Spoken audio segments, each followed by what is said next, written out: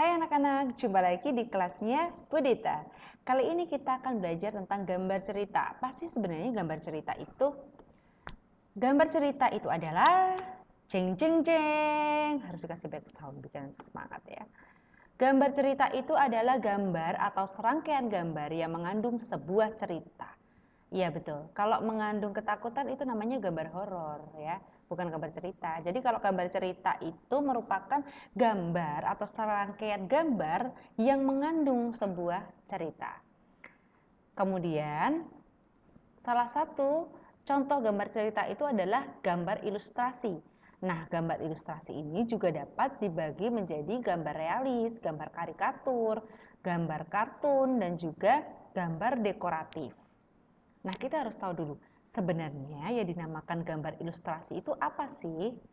Gambar ilustrasi itu gambar yang mendukung isi sebuah bacaan ataupun teks. Jadi, fungsi si gambar ini adalah menjelaskan bacaan atau isi dari suatu teks itu untuk memperjelas. Jadi, dari bacaan itu divisualkan atau digambarkan sehingga kalian lebih mudah untuk memahami suatu bacaan atau isi dari suatu teks. Nah, berdasarkan cara pembuatannya dibagi menjadi dua lagi. Gambar ilustrasi itu dapat berupa gambar yang berupa foto dan juga gambar tangan. Nah, contoh yang sebelah ini adalah hasil dari kamera digital ataupun kamera HP, sehingga gambar yang dihasilkan untuk menjelaskan suatu cerita ini berasal dari sebuah foto. Tapi yang ini mungkin kalian kenal banget nih, SpongeBob SquarePants. Nah, ini adalah gambar ilustrasi yang dibuat seseorang dengan menggunakan animation drawing yang ada di komputer. Jadi tidak langsung menggunakan kamera digital dalam pembuatannya, seperti itu. Nah, sekarang kita masuk ke dalam ragam gambar ilustrasi. Yang pertama adalah gambar realis. Gambar realis itu adalah gambar yang dibuat sama persis seperti keadaan aslinya. Baik bentuk, ukuran, dan tata letaknya itu divisualkan sama persis, tidak ada yang berbeda sama sekali. Contohnya adalah lukisan ini, judulnya Kapal Dilanda Badai karya Raden Saleh. Kemudian untuk karikatur, nah karikatur ini gambar kita bisa mengingatnya dengan gambar yang lebay atau gambar yang melebihkan, mengubah dari objek aslinya. Gambar karikatur itu menyajikan objek dengan karakter yang lucu dan aneh. Kok kalau kayaknya tuh aneh, kayaknya itu agak lucu, kalau kayaknya itu dia lebay atau berlebihan, itu adalah gambar karikatur. Nah, biasanya gambar karikatur itu mengandung kritikan dan sindiran. Contohnya gambar ini, gak butuh narkoba, main bass aja. Jadi sebuah sindiran bahwa untuk para pengguna narkobanya itu daripada pakai narkoba, mendingan kita main gitaran aja, seperti itu. Kemudian ada gambar kartun, ini paling dekat dengan kalian, paling sering kalian lihat dan mungkin kalian juga suka banget yang namanya nonton kartun. Kartun ini fungsinya untuk menghibur atau berisikan humor. Nah, biasanya gambar kartun itu bisa berisi tokoh binatang ataupun manusia. Yang terakhir adalah gambar dekoratif. Nah, gambar dekoratif ini adalah gambar yang disajikan dengan mengubah bentuk objek aslinya namun tanpa menghilangkan ciri-ciri khasnya. Seperti gambar di sini. Ya, kalau misalnya kamu mau gambar semangka, pohon semangka, ya pasti kamu akan menggambar pohon semangka itu. Kemudian warnanya tetap hijau, buah semangkanya yang luarannya. Nggak mungkin kamu ganti ungu. Nah, itu adalah salah satu contoh gambar dekoratif. Baik, seperti itu adalah salah satu dari penjelasan Budita mengenai gambar cerita dan juga mengenai jenis-jenis dari gambar ilustrasi. Nah, sekarang kita akan masuk ke dalam langkah membuat gambar ilustrasi. Jeng jeng jeng. Ternyata langkahnya banyak sekali anak-anak. Yang pertama adalah kalian sebelum membuat gambar ilustrasi ini, kalian harus berpikir, mengumpulkan inspirasi, membuat gagasan. Jadi kalian harus menemukan dulu nih, gagasan utama atau tema dari yang mau kalian buat itu apa gitu. Gagasan itu bisa bersumbernya dari bacaan. Misalnya kalian, karena tadi gambar cerita itu fungsinya adalah gambar yang mengandung sebuah cerita, kemudian gambar ilustrasi itu adalah gambar yang menjelaskan suatu bacaan, jadi menjelaskan isi teks. Ya kalian harus paham dulu nih isi teksnya apa, isi bacaannya tuh apa. Nah, setelah kalian menemukan gagasan itu atau ide utamanya itu, maka kalian akan menentukan adegan yang akan digambar.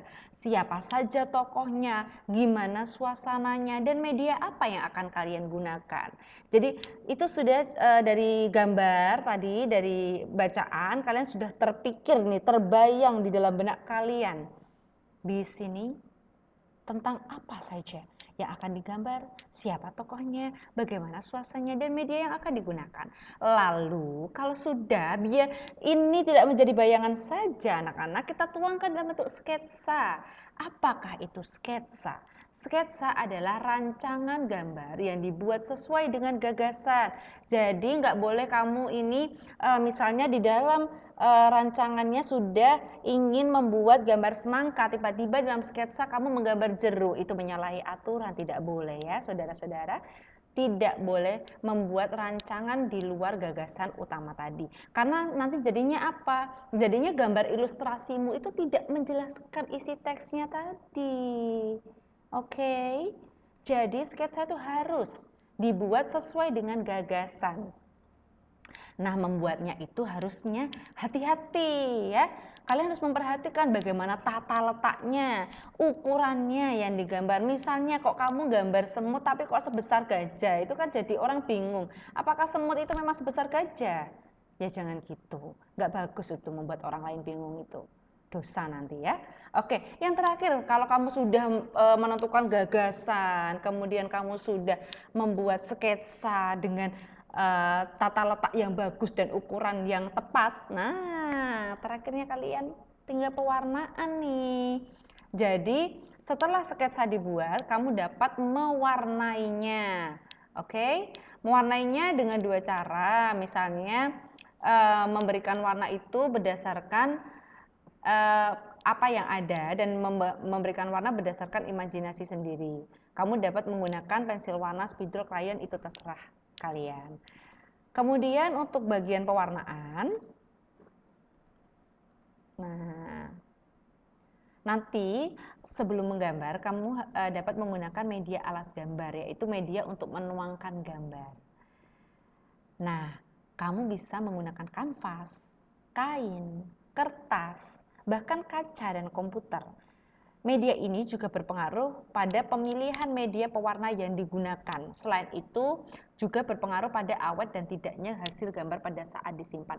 Contohnya begini anak-anak, misalnya kamu mau membuat gambar dengan komputer, kan nggak mungkin pewarnaannya kamu pilih cat air kan? Masa kamu akan menuangkan cat air ke dalam komputermu, ya komputermu rusak. Itulah, media alas gambar itu juga penting ya. Media alas itu harus kita pilih tepat, kita sesuaikan. Kalau aku mau pakai cat air, oke, aku pakai kanvas yang lebih tebal. Kemudian atau bisa menggunakan kain misalnya. Kalau aku hanya akan menggunakan krayon, nah aku bisa pakai kertas itu tadi. Begitu. Nah, untuk media pewarnanya itu ada pensil. Jadi pensil warna itu banyak mengandung lilin, pilihan warnanya juga banyak sekali. Kemudian cat air adalah pewarna yang terlebih dahulu dicampur dengan air sebelum digunakan. Ada dua macam cat air, yaitu transparan dan juga tidak transparan, seperti itu. Jadi media pewarna itu banyak sekali ya anak-anak. Silahkan kalian sesuaikan dengan alasnya, apa yang akan kalian gunakan untuk membuat gambar itu tadi. Oke, karena Budita sudah menerangkan dari A ke Z panjang kali lebar sampai kalian bingung, sampai kalian mungkin berpikir sebenarnya gimana, masih terbayang-bayang gitu loh. Makanya kita akan mempraktekannya, oke? Kita akan mempraktekannya, silakan kalian kerjakan bu pena kalian halaman 23. Di situ ada